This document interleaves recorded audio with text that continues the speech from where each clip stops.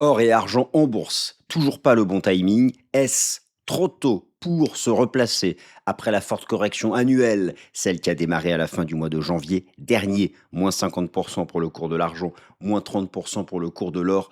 Peut-on enfin se replacer? Peut-on enfin se replacer par exemple à court terme, sans pour autant envisager que sur le temps plus long, eh bien, le vrai bottom cyclique ait déjà été trouvé? Chers amis, je vous refais un point archi complet sur tous les horizons de temps, analyse technique et fondamentaux sur le cours de l'or et de l'argent en cette semaine de réserve fédérale des États-Unis. Première partie, 6 mois de correction. Très rapidement, c'est toujours important de reprendre les choses. Les signaux d'essoufflement technique étaient présents sur les graphiques de long terme en début d'année. La puissance en analyse technique des marchés financiers, beaucoup se trompent. Beaucoup me disent l'analyse technique, c'est bien à court terme. Mais quelle erreur! Mais quelle erreur! Quelle mauvaise image! Quelle mauvaise représentation! La représentation, d'ailleurs, c'était le sujet que j'avais eu au bac de philosophie il y a très longtemps. Je crois que j'avais 17 ans en bac philo, j'ai 44 ans. Bon, mais peu importe, j'ai gardé ça en tête, la représentation. Quelle mauvaise représentation. La force de l'analyse technique réside sur les graphiques de long terme et je vais vous le redémontrer. Alors justement, est-ce que les graphiques de long terme sont à nouveau assainis sur le plan technique après 6 mois de correction? ETF baqué sur l'or physique, ça, c'est la clé. C'est l'hémorragie cette année. En Asie, aux States, en Europe, c'est la clé. C'est probablement peut-être le facteur le plus important pour la tendance de fond de l'or parce que d'un point de vue industriel, la demande industrielle de gold, notamment en Chine, en Inde, c'est toujours sur une dynamique positive. Donc l'hémorragie vient des ETF, la demande financière de l'or, je vous fais un point complet dessus. Alors, j'ai commencé par le long terme, mais il y a aussi le court terme. Est-ce qu'on peut envisager quand même un rebond à court terme?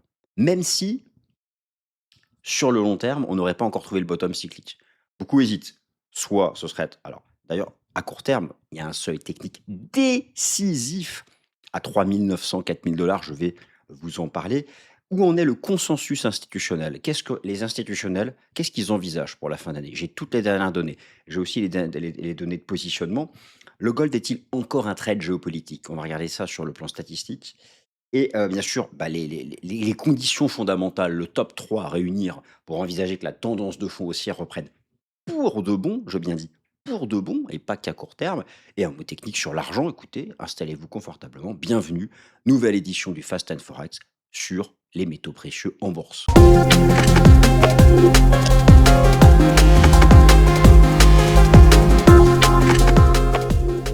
Cette émission vous est présentée par Swissquote. Le contenu de cette vidéo ne constitue en aucun cas un conseil financier. Merci à tous.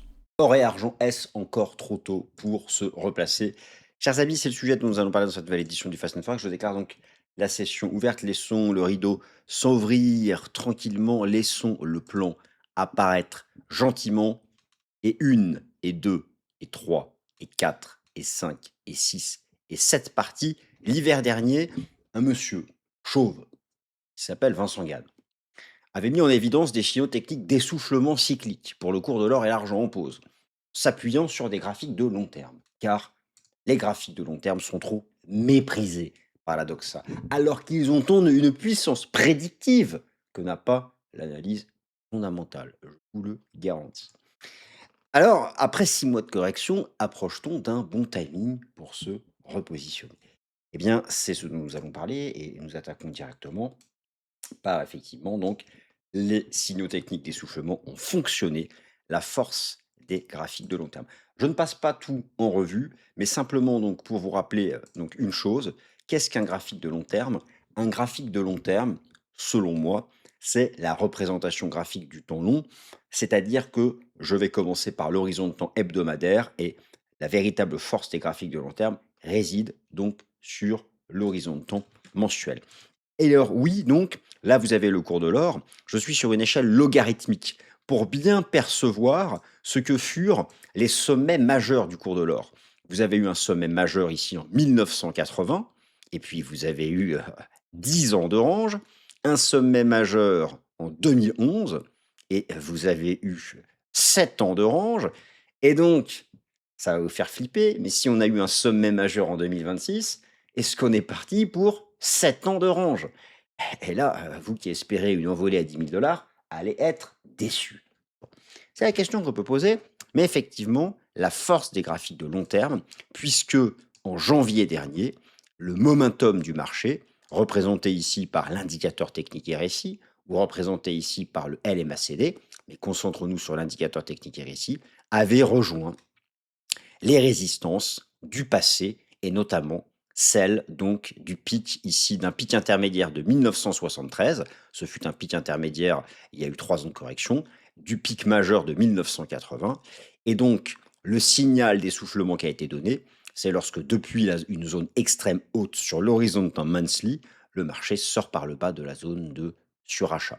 Donc effectivement, lorsque l'on regarde ça, et lorsqu'on regarde par exemple aussi l'écart au nuage Ishimoku, l'écart au nuage Ishimoku, l'écart au nuage Ishimoku, encore une autre approche, et j'en avais plein d'autres, je ne vais pas tout reprendre, vous pouvez reprendre mes vidéos de première partie d'année pour reprendre cela, dans la playlist Fast and Forex, mais donc il y avait des signaux d'essoufflement sur les graphiques de long terme, et c'est vrai que quand on voit ça, on se dit, my God, si c'est vraiment un sommet comme 2011 et 1980, c'est pas prêt de remonter, faire de nouveaux records. Alors, ça peut quand même rebondir à court terme, bien sûr. Donc, effectivement, eh bien, les signaux techniques d'essoufflement des graphiques de long terme avaient fonctionné. Donc, ça, ce sont tous ceux que je vous ai listés en première partie d'année. Je ne vais pas tous les reprendre. Donc, ils ont fonctionné très bien. Alors maintenant, le marché corrige depuis 6 mois.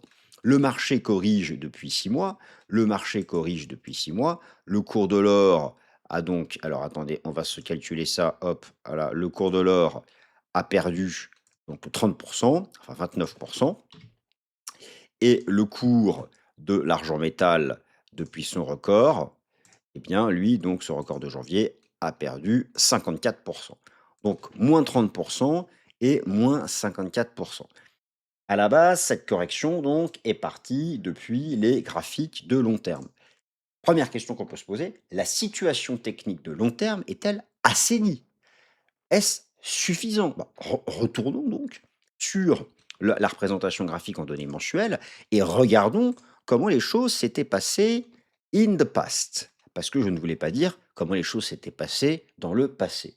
Eh bien, vous avez systématiquement, lorsque le RSI mensuel a rejeté sous cette zone extrêmement haute, non seulement un retour à la neutralité, c'est-à-dire le niveau des 50, mais le vrai bottom s'est fait lorsque le RSI est passé sous la neutralité et s'est approché de la zone de survente.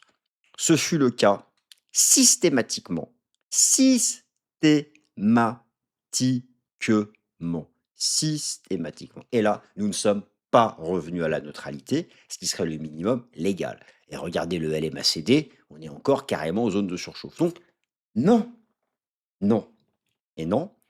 Il faudrait au minimum voir le RSI mensuel revenir là, et idéalement s'approcher de la zone de survente, pour dire que la situation technique de long terme est assainie. Cela, bien sûr, n'empêche pas des reprises à court terme. Court terme, quelques séances. Moyen terme, quelques semaines.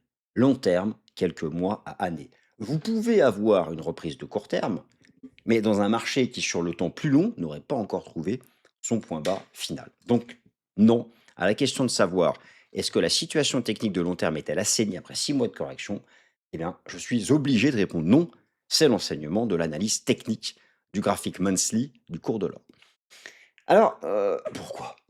La raison principale est les ETF baqués sur l'or physique. Une hémorragie totale, toute zone géographique confondue.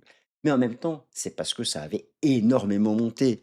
C'est pas, attention, ce ne sont pas des shorts, ce sont des sorties de capitaux, ce sont des outflows, ce sont des prises de profit.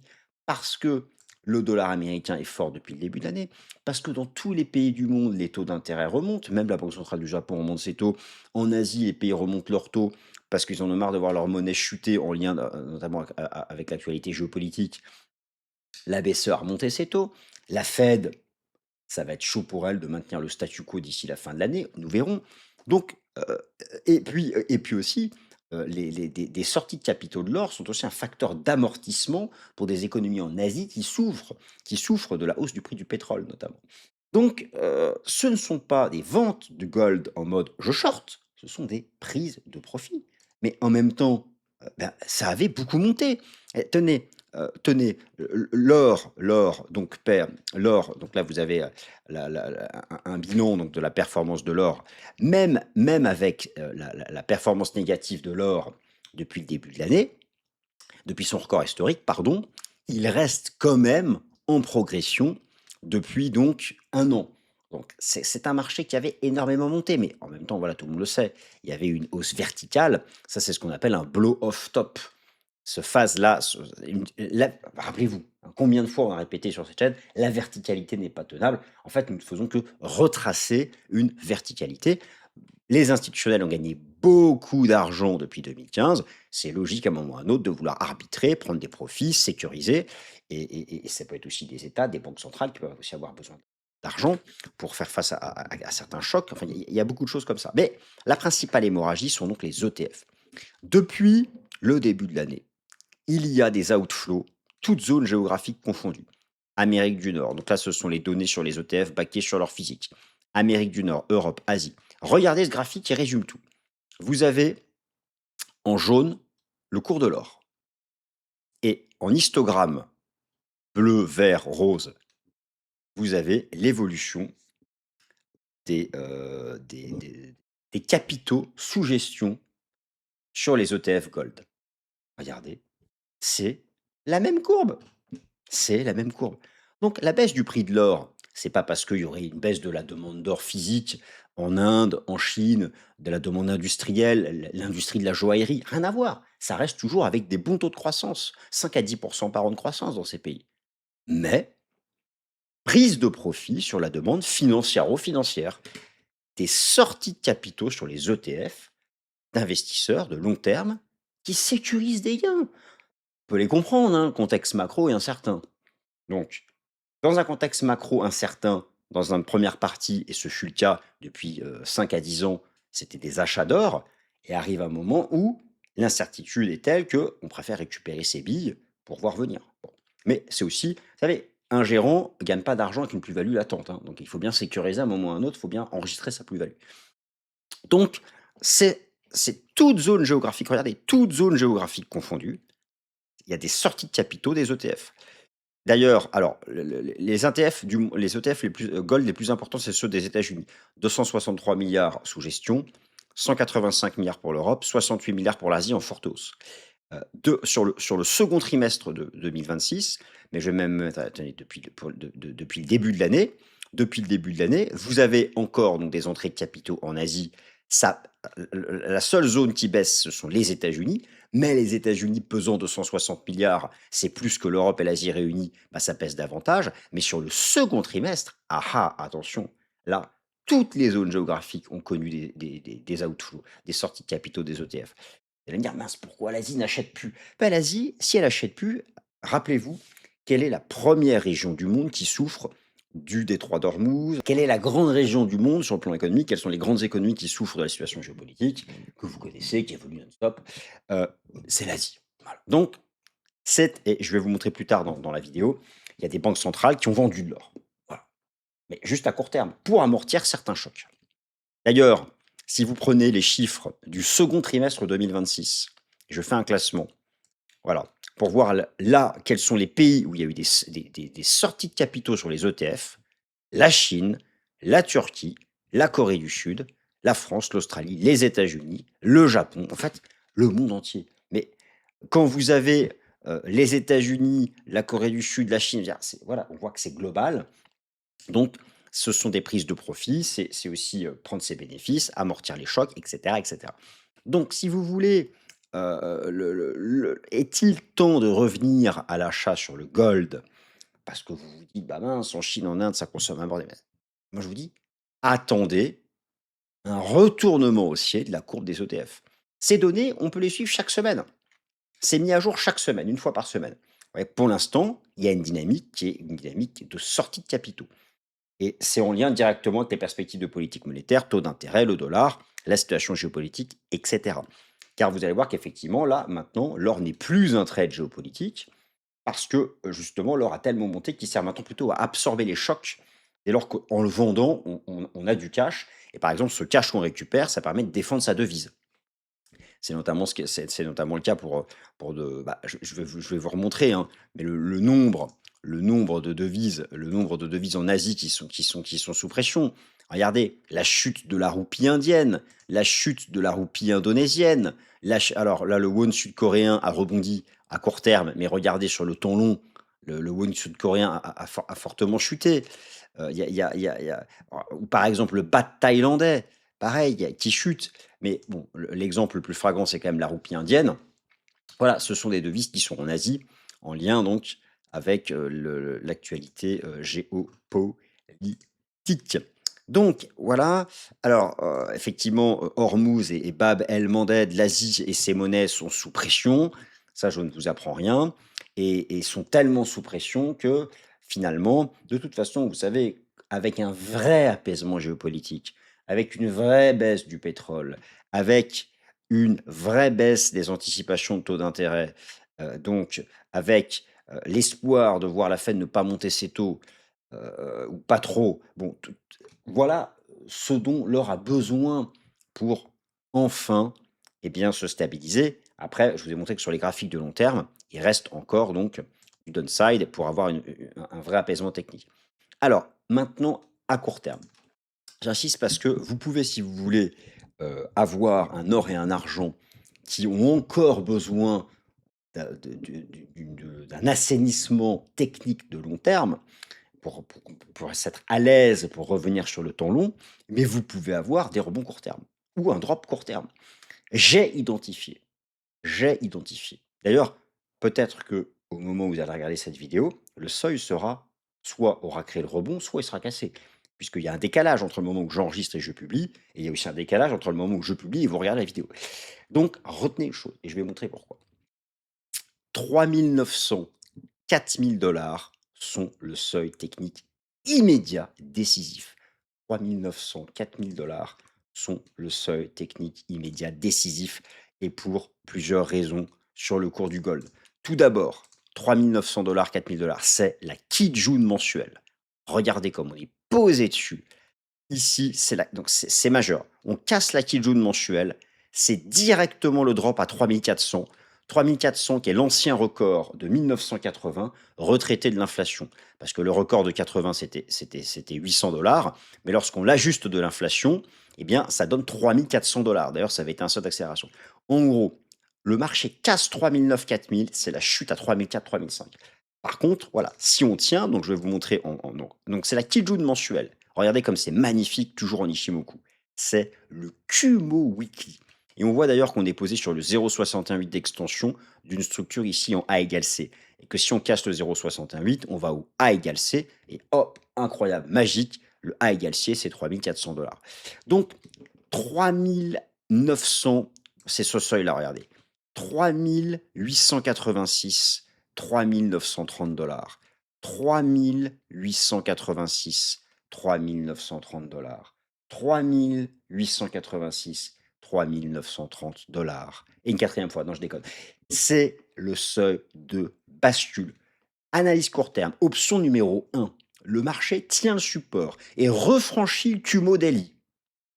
Vous aurez un rebond en direction des 5000 dollars. Au contraire, le marché bloque sous le Kumo Daily qui reste résistance et vous avez un marché qui casse le support.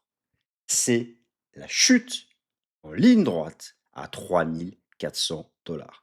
Donc, ce seuil des 3900 dollars, 4000 dollars est décisif pour la tendance du cours de l'or à court terme. Je continue donc avec le consensus institutionnel pour le prix du gold à horizon fin d'année. Et vous allez voir que c'est passionnant parce que ce consensus institutionnel, à croire qu'il regarde les graphiques, les instits, sait-on jamais, match parfaitement avec ces gros niveaux techniques dont je vous parle. Ce consensus institutionnel, il est là. Là, vous avez la moyenne de la façon dont les institutionnels se projettent sur le cours de l'or à horizon fin d'année, en fonction donc de différents scénarios. Les plus pessimistes visent, oh incroyable, 3500, et les plus optimistes, un rebond à 4008, 4009. C'est exactement les seuils que mettent en avant les graphiques de moyen long terme. C Cet intervalle, alors moi je vous ai dit plutôt 3004-4008, vraiment, et on voit que les institutionnels les plus pessimistes se projettent sur basculer légèrement sous 3005 et les plus optimistes rebondir à 4008. Et il y a une zone centrale qui est justement autour de ce Kumo Daily du système Ishimoku. Donc, ce sont vraiment les seuils, ce sont les seuils majeurs à surveiller ici sur le cours de gold. Vous avez donc une cassure des 3009-4000, on ira direct chercher mes 3004 et les instituts disent 3005. Par contre, on tient le support et on dépasse le Kumo Daily. Les instits, vous avez 10 4008. Ouais, bah, voilà, ça serait remonté en direction de ce seuil, voilà, parce qu'on aurait dépassé le Kumo Daily. Donc, chose ici, je trouve, se tiennent plutôt bien. Et alors, c'est intéressant de noter le positionnement institutionnel, puisque ça, je vous l'avais déjà montré à plusieurs reprises. Eh bien, sur les derniers mois, maintenant, même depuis plus d'un an, les prises de profit à effet de levier avaient commencé sur le gold, puisque voilà, vous avez là le rapport Commitment of Traders de la CFTC, avec le positionnement des asset managers sur alors je vais mettre les deux options et futurs sur le gold. Et donc en jaune, c'est la position nette institutionnelle, c'est-à-dire la différence entre les achats et les ventes. Et on voit en fait que depuis 2025, ils prenaient leurs profits. Et j'observe depuis quelques semaines une stabilisation de la position nette. Donc le deleveraging semble terminé. Le deleveraging semble terminé. C'est-à-dire que toute cette phase de drop ici, ça a été aussi des prises de profit sur les positions à effet de levier. Ça se stabilise. Bon, pour autant, ça peut encore aller plus bas, mais ça se stabilise. C'est donc déjà, si vous voulez, les prises de profit à effet de levier sont en fait terminées. Alors maintenant, voilà, casser ce seuil technique peut déclencher des ventes, mais peut-être des ventes de prise de stop, de chasse à la liquidité. Mais ce ne serait plus, en tout cas, il y a ce facteur de baisse qui a disparu. Voilà. En tout cas, qui est assaini. C'est une bonne nouvelle. Il est assaini.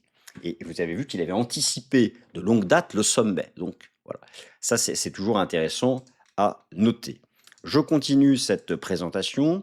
Le gold n'est plus un trade géopolitique, mais plutôt un amortisseur de choc. Et oui, effectivement, le gold, qui a longtemps bénéficié, on le voit, avec une couleur bleue au-dessus de zéro, de l'incertitude géopolitique, nous sommes arrivés à un moment, vous voyez, la couleur bleue est sous zéro ces derniers mois, nous sommes arrivés à un moment où en fait, l'or a tellement monté, les gains sont tellement importants, et en face de ça, il y a de l'incertitude fondamentale liée à la géopolitique, mais pas que les prises de profit sur le gold sont faites pour générer du cash, et ce cash généré permet d'amortir des chocs, notamment par exemple la chute des devises des grandes économies émergentes d'Asie.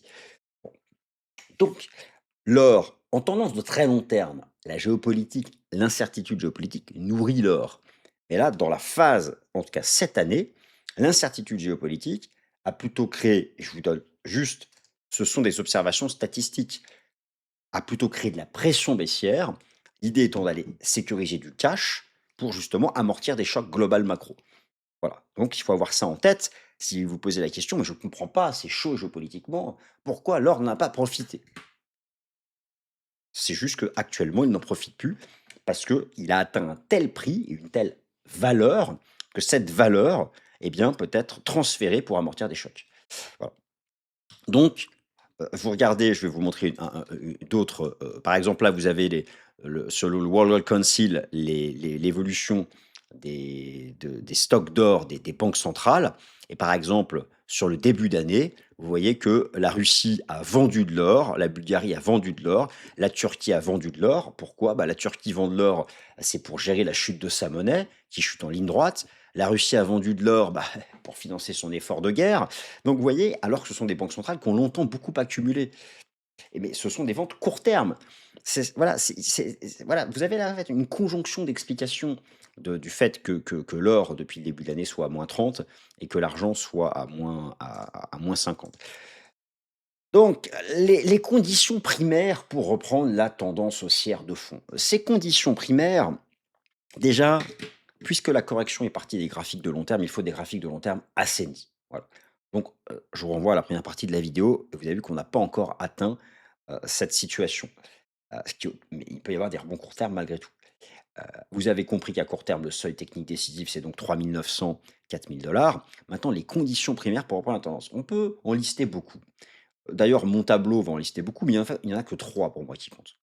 Et d'ailleurs, j'ai fait une partie spéciale, je vous ai remontré les dernières données sur l'hémorragie des ETF baquées sur leur physique. Heu heu heu, les conditions primaires, 1, 2, 3, 4, 5, 6. Pour moi, il y en a 3 qui comptent. Première, la baisse des anticipations de hausse de taux de la Fed, mais aussi de toutes les banques centrales. Puisque ça monte les taux au Japon, ça monte les taux en Asie, la BCE a monté ses taux. La Fed pourrait le faire ou pas. L'or reprendra sa tendance de fond quand les banques centrales confirmeront des statu quo, voire la reprise des baisses de taux. Et ça, c'est lié au prix du pétrole, à la géopolitique. Le retour des investisseurs long terme, c'est les ETF. Vous avez vu la corrélation parfaite entre le prix de l'or et les actifs sous gestion ETF, toutes zones géographiques confondues. Et je vous ai montré que sur le second trimestre, ça baisse en Asie, ça baisse aux States, ça baisse en Europe. Mais ce retour des investisseurs long terme sur les ETF, c'est probablement le facteur fondamental dominant. Et eu égard au fait que les ETF américains sont dominants, et lorsque vous interrogez les gérants américains, lorsqu'ils vont sur les ETF Gold, c'est parce que le dollar baisse, il faut un dollar plus faible pour à nouveau que la haute finance américaine s'intéresse aux ETF Gold. Il y a bien sûr d'autres raisons, mais j'estime que ces 3 raisons ici que j'ai mis en vert sont les plus importantes. Alors, chers amis, après avoir vu tous ces arguments, peser le pour, et le contre, or et l'argent, selon vous, est-ce enfin ou non le bon timing pour se replacer? Merci à toutes et à tous de votre attention. Ce contenu est informatif et éducatif destiné aux personnes connaissant les marchés financiers. Il ne constitue pas un conseil en investissement, juridique ou fiscal. Le trading et l'investissement comportent des risques, notamment la perte de capital. Les CFD et actifs numériques sont volatiles et ne conviennent pas à tous. Swissquote décline toute responsabilité quant à l'exactitude du contenu ou aux pertes liées à son usage. Produits et services disponibles selon la législation en vigueur.